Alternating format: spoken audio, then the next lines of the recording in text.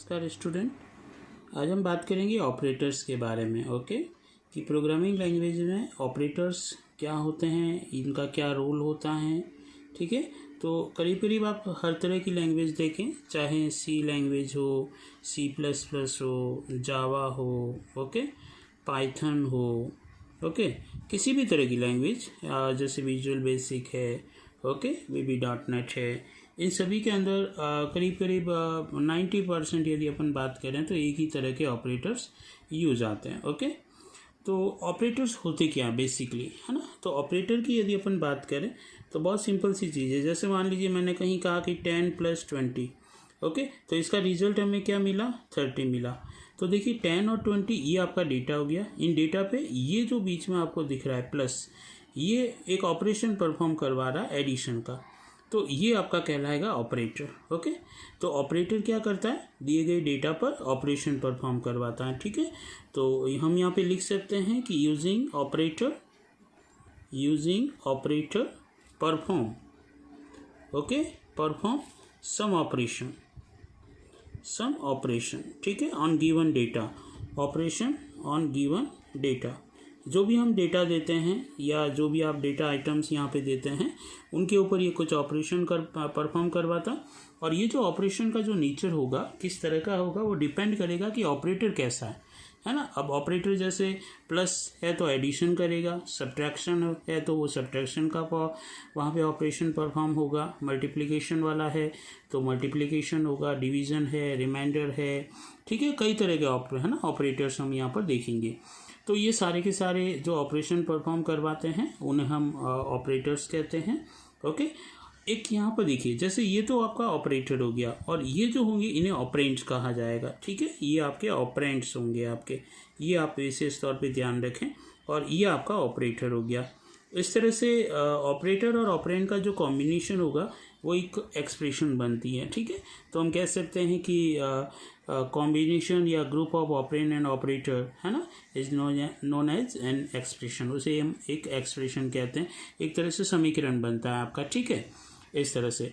अब देखिए, सबसे पहले हम बात करेंगे ऑपरेटर्स के टाइप्स में। सबसे पहला टाइप आ गया आपका mathematical operator. Okay, mathematical operator, गणितीय ऑपरेटर जिसे हम कहते हैं। ओके, इसे हम अर्थमेटिक ऑपरेटर भी कहते हैं। Okay, arithmetic operator.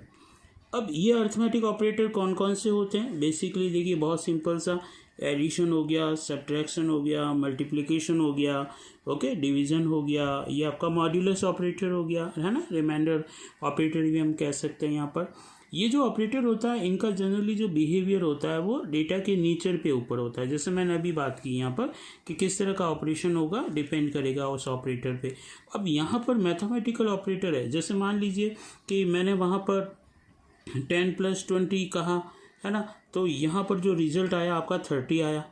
और यहाँ पर मैंने इस तरह से डेटा दिया 10.00 प्लस, है ना, 20.00, तो मेरे पास रिजल्ट आया 30.00, है ना। यहाँ पे पॉइंट में 25 होता तो यहाँ पे रिजल्ट भी आपका 30.25 आता। ओके, तो ये तो आपके कौन से डेटा हो गए, इंटीजर तरह के हो गए, है ना, इंटीजर डेटा टाइप्स की बात कर रहे हैं। और ये आपके फ्लोट हो गए, है ना, या रियल जिसे कहते हैं आप, है ना, तो रियल डेटा टाइप्स हो गए। तो अलग अलग तरह के डेटा टाइप्स होंगे तो इनका ऑपरेशन तो वही होगा, लेकिन जो रिजल्ट आएगा वो रिजल्ट उनके नंबर सिस्टम जो भी आपके है, इंटीजर है यानी डेटा टाइप्स, ओके, कैसा नंबर है, ओके, उसके ऊपर डिपेंड करेगा कि क्या वो फ्रैक्शनल को सपोर्ट कर रहा है या फ्रैक्शनल को सपोर्ट नहीं कर रहा है, यानी पॉइंट वैल्यू को वो सपोर्ट कर रहा है कि नहीं कर रहा है। जैसे फ्लोट पॉइंट को सपोर्ट करता है तो पॉइंट तक वहाँ पे कैलकुलेशन होगा, और इंटीजर पॉइंट को सपोर्ट नहीं करता इसलिए नहीं होगा। यदि पॉइंट वहाँ दे भी दिया तो वो उसे क्या करेगा, ट्रंकेट कर देगा, उसे अवॉइड कर देगा। ठीक है, ये बेसिकली ध्यान रखें। तो ये एडिशन का काम हो गया जैसे, है ना, इस तरह से। ओके, यदि हम सब्ट्रैक्शन की बात करें तो जैसे 10 - 5 किया तो हमें रिजल्ट मिला 5 यहाँ पे, है ना। जैसे यहाँ पर आप 10.00 माइनस जैसे 5.50 कहते, है ना, तो यहाँ पर हमें रिजल्ट क्या मिलता, 4.50। जबकि यहाँ पर मैं 5.50 कहता तो यहाँ पर ये रिजल्ट 5 ही देता।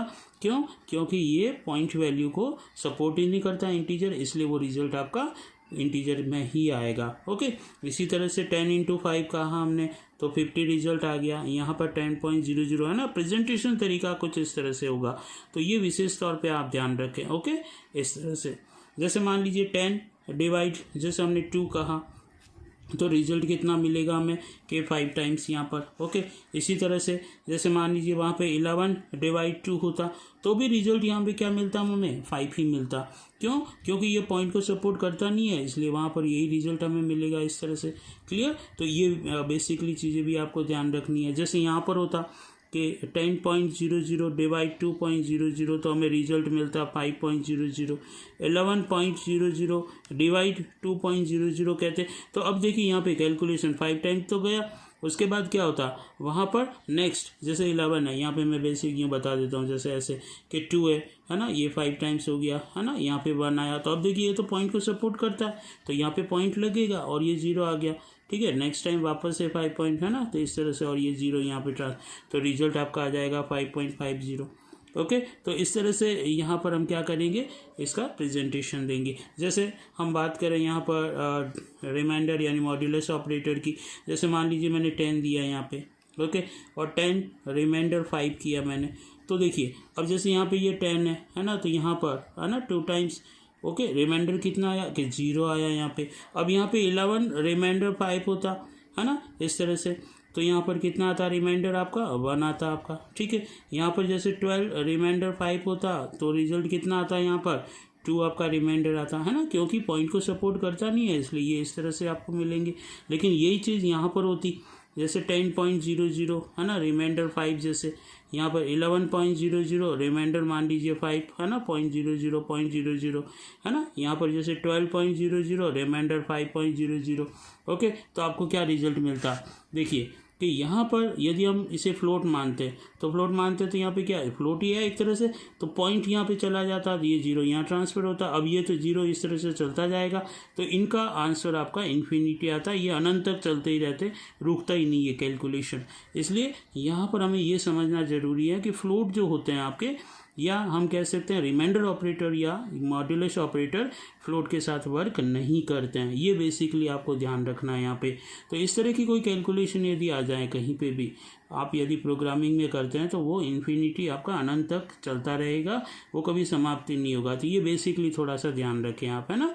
तो जब भी आप रिमाइंडर ऑपरेटर की वर्किंग करें तो वहाँ पर हम इंटीजर्स डेटा टाइप्स को ही वहाँ पर यूज़ करेंगे। ओके, जैसे ऑड इवन आपको नंबर निकालना है कि दी गई संख्या ऑड है कि इवन है, तो आप इस रिमाइंडर के बेस पे आप ऑड इवन निकाल सकते हैं कि 0 होगा तो वो आपका इवन होगा और 1 होगा तो वो आपका ऑड होगा। यहाँ पर आपका 0 1 कुछ आएगा ही नहीं, है ना, तो हम यहाँ पे नहीं बता सकते। ओके, तो ये कुछ मैथमेटिकल ऑपरेटर्स होते हैं आपके जो इस तरह से वहाँ पे वर्किंग होगी आपकी। ठीक है, नेक्स्ट यदि हम बात करें रिलेशनल ऑपरेटर की।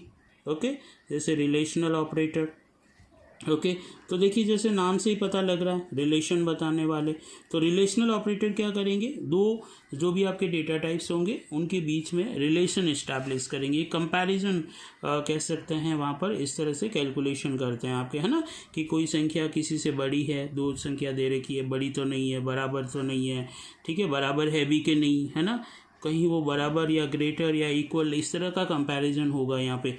तो रिलेशनल ऑपरेटर जनरली क्या करते हैं आपके कंपैरिजन ऑपरेशन परफॉर्म करते हैं। ठीक है, तो perform comparison, okay, comparison operations, okay, इस तरह से वहाँ पर कंपैरिजन ऑपरेशंस वहाँ पे परफॉर्म करते हैं, कंपेयर करते हैं दो संख्याओं को, है ना, जो भी आपके नंबर्स दे रखे हैं या आप किसी भी तरह के डेटा टाइप्स वहाँ पे यूज कर रहे हैं, ओके, नंबर्स के लिए। तो देखिए रिलेशनल ऑपरेटर की बात करें तो जैसे ये आपका ग्रेटर देन होता है आपका, है ना, इसी तरह से ये आपका लेस देन होता है, ये ग्रेटर देन और इक्वल टू बोलेंगे इसे, ये लेस देन और इक्वल टू बोलेंगे, है ना, यहाँ पर ये नॉट इक्वल टू बोलेंगे। नॉट इक्वल टू को हम प्रोग्रामिंग में नॉट एंड इक्वल टू इस तरह से यूज करेंगे। ओके, इक्वल टू की बात करें तो ये इक्वल टू आपका होगा, है ना, इक्वल्स टू ऑपरेटर इस तरह से होगा। सिंगल इक्वल यूज़ नहीं करना, वो प्रोग्रामिंग के अंदर वहाँ पर एक असाइनमेंट ऑपरेटर की तरह ट्रीट होता है। ओके, तो ये आपका कंपैरिजन मतलब सारे कंपैरिजन ऑपरेटर हो गए, है ना, इक्वल्स टू हो गया आपका। तो इस तरह से रिलेशनल जो भी एक्सप्रेशन होगी, जैसे यहाँ पर ये सारी की सारी इंटीजर एक्सप्रेशंस हो गई या इन्हें इंटीग्रल एक्सप्रेशन भी कहते हैं। ओके, तो जो भी पर्टिकुलर ऑपरेटर आएगा वैसी वो एक्सप्रेशन बन जाएगी। जैसे यहाँ पे भी क्या होगा कि ये जो ऑपरेटर्स आ रहे हैं तो उस तरह की एक्सप्रेशन बन जाएगी। अब जैसे मैंने वहाँ पर ये कह दिया कि 10 greater than 2 है ना, तो 10 greater than 2, तो रिजल्ट इसका हमेशा क्या मिलेगा, या तो ट्रू में मिलेगा या फॉल्स में मिलेगा। और ये ट्रू एंड फॉल्स क्या होती है, आपकी लॉजिकल वैल्यू होती है। और ये लॉजिकल वैल्यू दो होती है, एक होती है ट्रू, ठीक है, TRUE ट्रू, और एक होती है आपकी फॉल्स, ठीक है।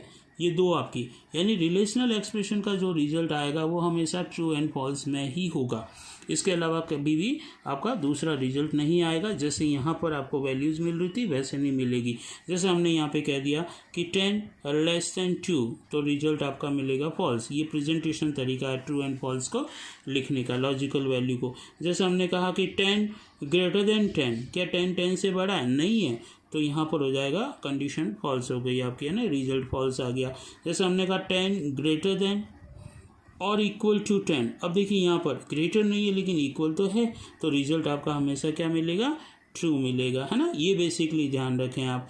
जैसे हमने कहा 10 greater than इक्वल टू 20, अब यहाँ देखिए 10 बड़ा है क्या बराबर है 20 से, दोनों ही केस नहीं है ना, कि 10 बड़ा है 20 से, नहीं है, कंडीशन फॉल्स। क्या इक्वल है 20 से, नहीं है, तो यहाँ पर ये रिजल्ट आपको फॉल्स मिलेगा, ठीक है।